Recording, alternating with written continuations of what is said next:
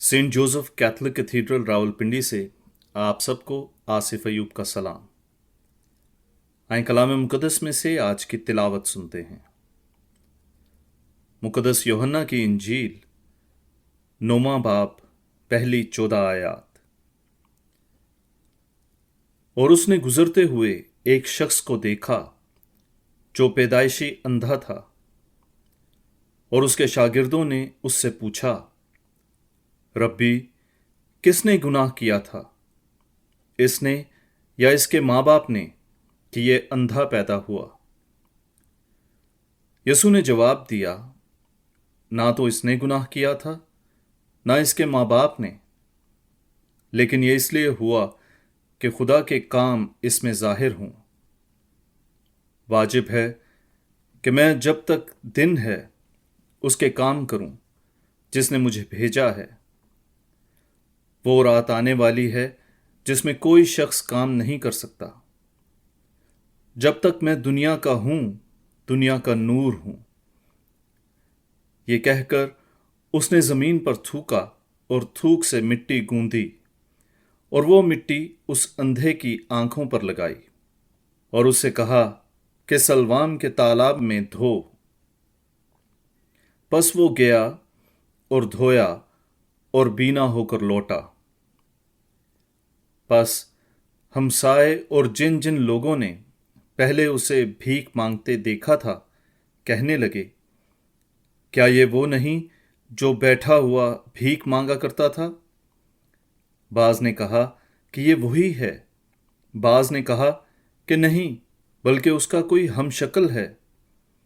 उसने खुद कहा कि मैं वही हूं। तब वो उससे कहने लगे कि फिर तेरी आंखें क्यों कर खुल गईं?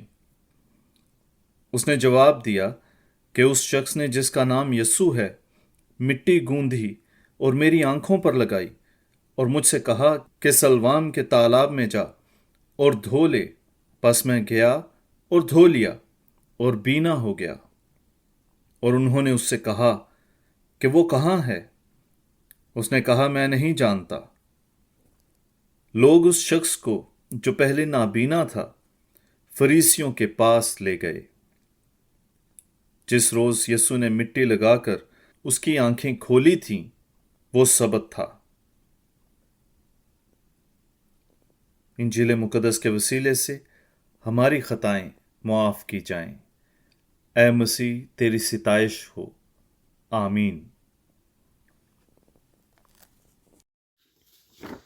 मसीह खुदावन में अजीज़ बहन और भाइयों, आज की तिलावतों में हम खुदा के फजल और रहम को देखेंगे। खुदा के फजल और रहम का तजर्बा करेंगे। देखेंगे कि खुदा कितना रहीम व मेहरबान है, कितना गनी और शफकत में भला है। आज की पहली तिलावत में दाऊद बादशाह के मसा होने के बारे में सुनते हैं। खुदावंद का बुलावा नहायत ही अनोखा होता है। उसका किसी पर भी फजल करना नहायत अलग है। जो इंसानों की निगाह में मकबूल ना हो, खुदा की नज़र में मकबूल होता है। जो शायद इंसानों की निगाह में रद्द किया हो, लेकिन खुदा की निगाह में बेशकीमत होता है। शमूएल नबी, जो कि इसराइल में सबसे आखिर में मुनसिफ और काजी मुकर्रर हुआ और बैतलहम में यसी के घर में भेजा गया, ताकि खुदा ने जिस शख्स को इसराइल के रहनुमाई के लिए बादशाह होने के लिए चुन लिया, उसे मखसूस करे और खुदावंद की मर्जी के मुताबिक उसके सर पर तेल को मले। जब शमूएल यसी के घराने में भेजा गया, تو یسی کو حکم دیتا ہے کہ اپنے بیٹوں کو بلا۔ یسی اپنے 7 بیٹوں کو سیموئیل نبی کے سامنے پیش کرتا ہے، اور ان سب کے لیے خدا کی طرف سے مخصوصیت کا کوئی حکم نہیں تھا۔ وہ چاہے دراز قد تھے، خوبصورت تھے، لیکن خداوند نے انہیں مخصوص ہونے کے لیے نہ چنا۔ تو خدا نے سیموئیل نبی کو سوال کرنے کے لیے مجبور کیا، اور اس نے یسی سے سوال کیا کہ کیا صرف یہی تیرے بیٹے ہیں؟ اور اس نے کہا کہ سب سے چھوٹا باقی ہے، اور سیموئیل نے حکم دیا کہ اس کو بھی بلایا جائے۔ اور خداوند نے جب سیموئیل نے اسے دیکھا تو خداوند نے سیموئیل کو حکم دیا کہ اٹھ، اسے مسح کر، کیونکہ یہ وہی ہے۔ خداوند انسانوں کے معیار، شکل و صورت، رتبے اور پیشے اور ظاہری پن کو دیکھ کر نہیں چنتا، بلکہ انسانوں کے باطن کو، اس کے دل کو، اس کی سوچ، تصورات اور ایمان کو دیکھ کر چنتا ہے۔ جب خدا انسانوں کو بلا لیتا ہے تو انسان کا صرف باطن کے ساتھ ساتھ ظاہر پن بھی خوبصورت ہو جاتا ہے۔ لکھا ہے کہ داؤد سرخ رنگ، خوش چشم اور دیکھنے میں اچھا تھا۔ داؤد بادشاہ کی بہت سی خوبیاں خدا کے کلام میں درج ہیں۔ سب سے پہلے وہ مقبول ہونے والا بادشاہ ہے۔ بڑے بڑے سورموں یعنی جولیت جیسے لوگوں کو شکست دیتا ہے۔ اس کی سب سے خداوند کا بڑا فضل تھا، خداوند کی روح اس کے ساتھ تھی۔ اس کے حوصلے کی وجہ سے شاول اسے مار دینا چاہتا ہے، تو خدا داؤد بادشاہ کے اندرون کو دیکھتا ہے اور اس بنا پر فضل اور کرم کرتا ہے اور چن لیتا ہے تاکہ اسرائیل کی غلبانی کرے۔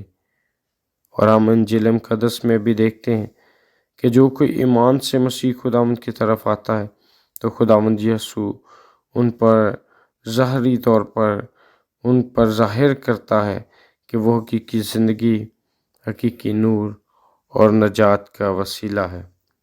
مسیح خداوند اس بڑے معجزے کے ذریعے سمجھاتا ہے کہ میں حقیقی نور ہوں، میں تخلیق کرنے والا ہوں، زندگی دینے والا ہوں، نجات دینے والا ہوں۔ مسیح خداوند اس نور کو ان کے ساتھ بھی بانٹ سکتا ہے جو انسانوں کی نگاہ میں ناممکن ہے، انسانوں کی نگاہ میں کوئی اہمیت نہیں رکھتے، اور خداوند ان کو بھی یہ نور دے سکتا ہے جو انسانوں کی نگاہ میں کام ناممکن سمجھے جاتے ہیں۔ یعنی وہ شخص پیدائشی اندھا تھا۔ یہودیوں کے نزدیک کوئی بھی بیماری کسی گناہ کی سزا سمجھی جاتی تھی، لیکن مسیح خداوند فرماتے ہیں کہ نہ صرف اس نے اور نہ اس کے والدین گناہ کیا، بلکہ اس لیے ایسا ہوا، اندھا پیدا ہوا کہ خدا کا جلال اس کے ذریعے سے ظاہر ہو۔ مسیح خداوند نے زمین پر تھوکا اور تھوک سے مٹی گوندی اور مٹی اس کی آنکھوں پر لگائی۔ یہاں پر مسیح خداوند تخلیق کرنے والا پیش کیا گیا ہے۔ وہ نیا بنانے والا اور سب کو نجات دینے والا ہمارے سامنے پیش کیا گیا ہے۔ جب خدا نے آدم کو بنایا تو خدا نے اسے مٹی سے خلق کیا، اور اسی طرح ہم دیکھتے ہیں مسیح خداوند مٹی سے ایک شخص کی جو پیدائشی اندھا پیدا ہوا اس کی آنکھوں کو کھولتا ہے۔ تو یہاں پر ہم دیکھتے ہیں کہ خدا کی وہی طاقت جو تخلیق کا عمل کرتی ہے وہی مسیح خداوند کے ساتھ ہے، اور اس کے ذریعے سے بہت سارے معجزات رونما ہوتے ہیں۔ وہ اندھا شخص جتنی دیر مسیح خداوند کے نزدیک رہا اس کا ایمان بڑھتا گیا، جو کہ اس کی شفا کا موجب بنا۔ جب اس کا ایمان پختہ ہو گیا تو وہ مسیح خداوند پر ایمان لانے، اس کا پرچار کرنے سے نہیں ڈرتا۔ باقی سب فریسیوں سے ڈرتے ہیں، حتیٰ کہ اس کے والدین بھی، لیکن پھر بھی وہ ایمان پر قائم رہتا ہے۔ اور بہت سے اس معجزے سے انکار بھی کرتے ہیں، لیکن وہ اس ایمان پر کاربند رہتا ہے۔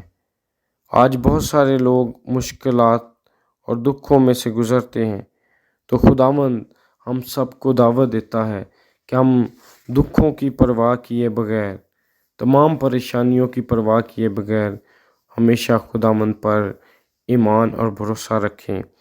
آج خداوند سے دعا بھی مانگیں کہ خدا میں ویسا ایمان، جذبہ بیان اور مسیح خداوند کے پرچار کی توفیق عطا کر دے جو کہ اس پیدائشی اندھے کے خداوند نے عطا کی تھی، تاکہ ہم ناڈر اور بے باک ہو کر مسیح خداوند کے نام کو دوسروں تک لے جائیں اور بہت ساری روحیں مسیح خداوند کا اقرار کریں اور اس کی طرف آئیں، مسیح خداوند کے وسیلہ سے۔